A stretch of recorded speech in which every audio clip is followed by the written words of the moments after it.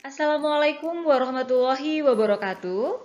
Hai Sobat Hebat Matsa Surba, kembali lagi di kanal YouTube MTS Surya Buana Malang. Kali ini bersama Bu Vivin Endriana dalam mata pelajaran Bahasa Indonesia kelas 7 semester 1. Nah, Sobat Hebat, kali ini kita akan belajar mengidentifikasi unsur-unsur teks narasi yang berupa teks fantasi. Sebelumnya, Sobat Hebat, mari kita baca sekali lagi kompetensi dasar apa yang akan kita pelajari hari ini, yakni mengidentifikasi unsur-unsur teks narasi berupa cerita fantasi yang dibaca dan didengar. Nah, Sobat Hebat, pertemuan sebelumnya kita sudah membahas ya sedikit tentang cerita fantasi. Nah, Sobat Hebat, mari kita ulangi sekali lagi apa sih yang dimaksud dengan cerita fantasi? Nah, cerita fantasi merupakan suatu cerita imajinasi berupa hayalan yang dibuat oleh penulis atau manusia. Nah, tokoh dalam cerita fantasi tidak nyata karena hanya berupa fantasi dari penulis. Nah, biar Sobat Hebat lebih paham lagi, kita amati sekali lagi tentang ciri-ciri cerita fantasi. Ciri yang pertama, ceritanya bersifat fiksi atau tidak nyata alias hayalan. Kemudian yang kedua, mengandung unsur magic atau keajaiban. Kemudian, keunikan yang dimiliki oleh tokoh seperti kekuatan super. Lalu, menggunakan berbagai latar. Latarnya bisa lintas waktu dan lintas ruang. Selanjutnya, Sobat Hebat, untuk kali ini kita akan lebih fokus tentang pemahaman unsur-unsur pembangun teks cerita fantasi. Nah, sebenarnya unsur-unsur dari teks cerita fantasi itu ada dua, Sobat Hebat. Yang pertama, unsur intrinsik, dan yang kedua adalah unsur ekstrinsik. Sekarang kita hanya akan belajar tentang unsur intrinsik, yakni unsur-unsur yang bisa kita temukan di dalam teks fantasi tersebut. Kita mulai dari tema, kemudian nanti ada tokoh. Nah, di dalam tokoh nanti kita juga sekaligus belajar tentang karakter yang dimiliki oleh masing-masing tokoh. Kemudian ada latar. Latar meliputi latar waktu, latar tempat, latar suasana. Kemudian ada alur, alur maju, alur mundur. Kemudian ada juga alur campuran. Nah, alur campuran ini biasanya di dalam cerita tersebut alurnya terdiri dari dua macam. Terkadang menggunakan alur maju dan terkadang juga menggunakan alur mundur. Lalu gaya bahasa, seperti yang sudah saya jelaskan pertemuan sebelumnya, bahwa gaya bahasa di sini adalah gaya penulis dalam menceritakan atau menyampaikan kisah di dalam teks tersebut. Lalu ada sudut pandang. Nah, sudut pandang ini ada dua macam. Sudut pandang orang pertama dan sudut pandang orang ketiga. Lalu ada amanat atau koda, yakni pesan yang terdapat di dalam cerita yang kita baca. Nah, Sobat Hebat, sekarang kita akan berlatih menemukan unsur-unsur intrinsik yang ada di dalam teks fantasi.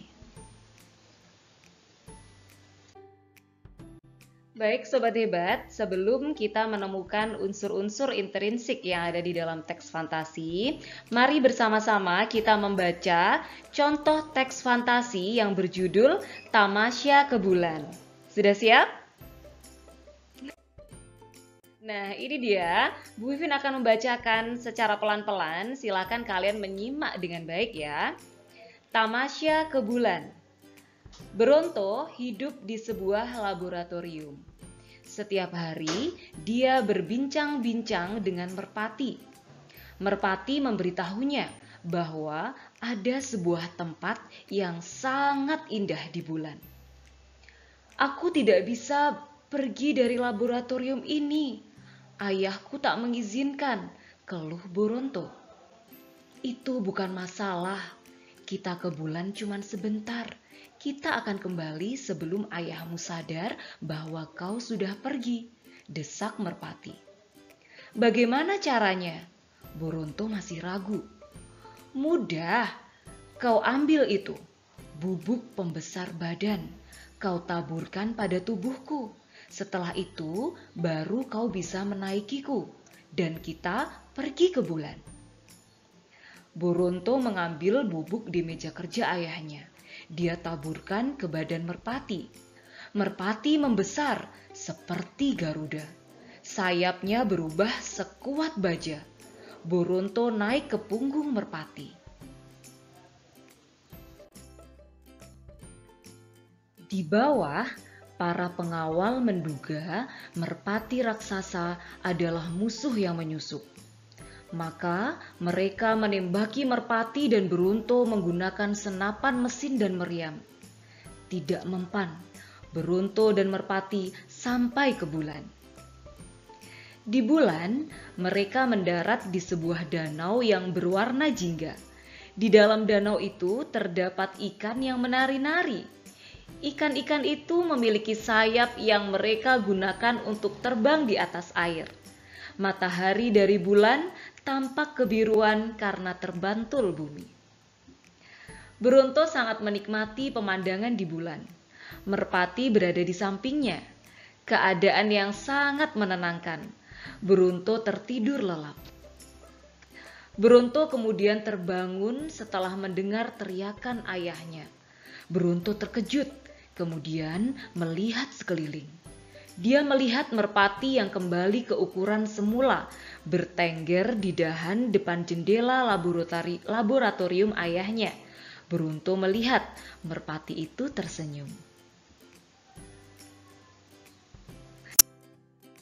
Nah, anak-anak, Bu Vivin baru saja sudah membacakan salah satu contoh teks fantasi. Sekarang kita akan belajar untuk menemukan unsur-unsur apa saja yang ada di dalam teks tersebut ya. Kita mulai dari yang pertama, yakni unsur tema. Nah, anak-anak, di dalam teks yang baru saja Bu Vivin bacakan, kita bisa menyimpulkan bahwa tema dari cerita tersebut adalah petualangan menuju bulan. Mengapa? Karena menceritakan petualangan Boronto dan merpati menuju bulan. Lalu yang kedua, tokoh dan penokohan. Ayo, masih ingat ada tokoh siapa saja di dalam cerita tadi?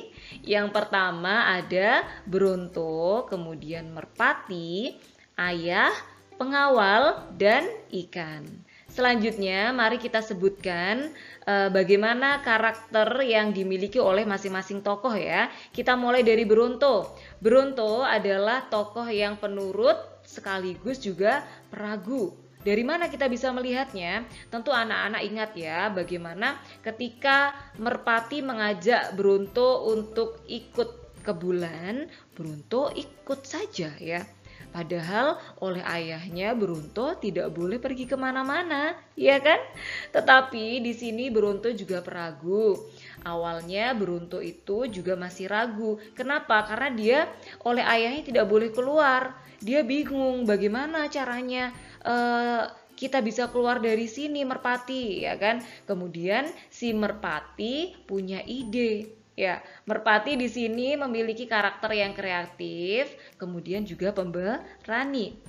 Kreativitas dari merpati bisa kita lihat dari ide merpati untuk menaburkan bubuk di tubuhnya. Kemudian dengan beraninya si merpati melawan pengawal yang menjaga ya waktu merpati dan Boronto mau pergi ke bulan sempat dihadang oleh pengawal tetapi tidak berhasil.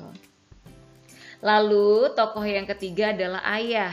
Di sini ayah adalah sosok yang bertanggung jawab dan pekerja keras. Bisa kita lihat dari bagaimana cara ayah melindungi Boronto ya, tidak boleh keluar kemana-mana. Ini anggapannya adalah agar si Boronto aman. Kemudian ayah bekerja di laboratorium, di mana kita tahu ya bahwa seorang laboran atau yang bekerja di laboratorium itu tidak mudah ya anak-anak, butuh ketelitian, butuh fokus, konsentrasi. Jadi di sini bisa kita simpulkan bahwa ayah memiliki karakter yang pekerja keras.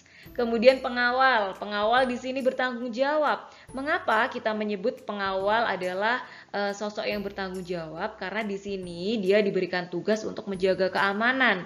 Kalau tidak bertanggung jawab, tentu dia akan meninggalkan tugasnya tersebut kan? Lalu yang terakhir adalah ikan. Nah, ikan ini memiliki karakter yang periang. Dari mana kita bisa melihat? Kita bisa melihat dari si ikan tadi yang menari-nari sehingga bisa menghibur Bronto dan Merpati.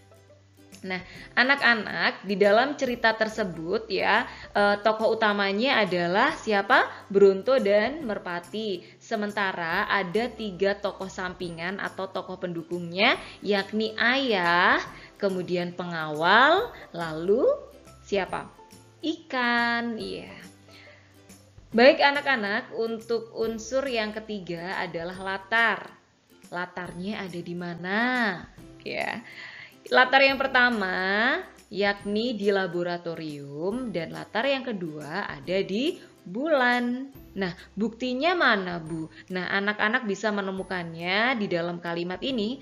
Bronto hidup di sebuah laboratorium. Lalu Bronto dan Merpati sampai ke bulan.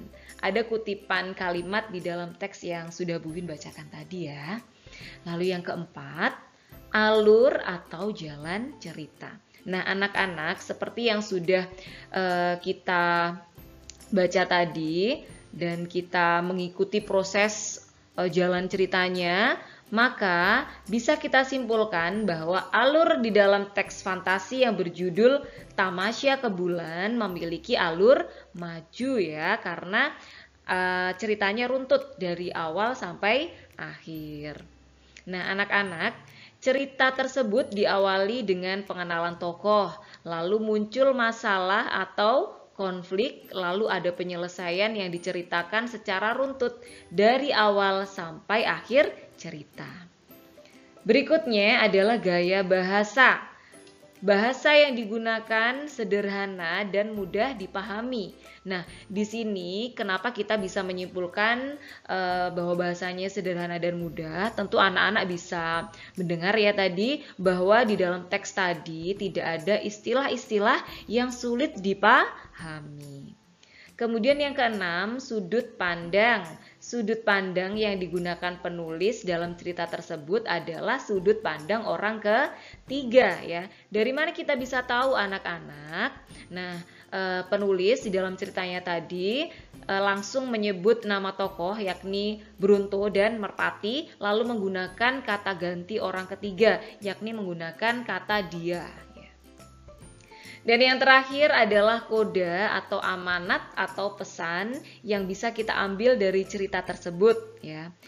Nah, anak-anak, dari kisah tersebut, dari petualangan yang sudah dilakukan oleh Bronto dan Merpati, kita bisa menyimpulkan bahwa selalu ada jalan jika kita mau berusaha. Dari mana kita bisa melihatnya? Tentu ketika di awal tadi si Bronto yang ragu bagaimana caranya pergi ke bulan, lalu berhasil ditemukan solusinya oleh si Merpati dengan cara apa tadi? Menaburkan bubuk yang akhirnya bisa membuat badan Merpati menjadi besar dan kuat ya.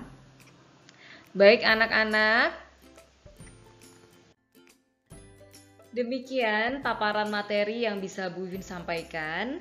Terima kasih Sobat Hebat Matsa Surba sudah menyimak materi hari ini. Sampai jumpa di materi berikutnya.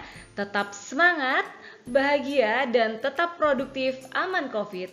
Wassalamualaikum warahmatullahi wabarakatuh.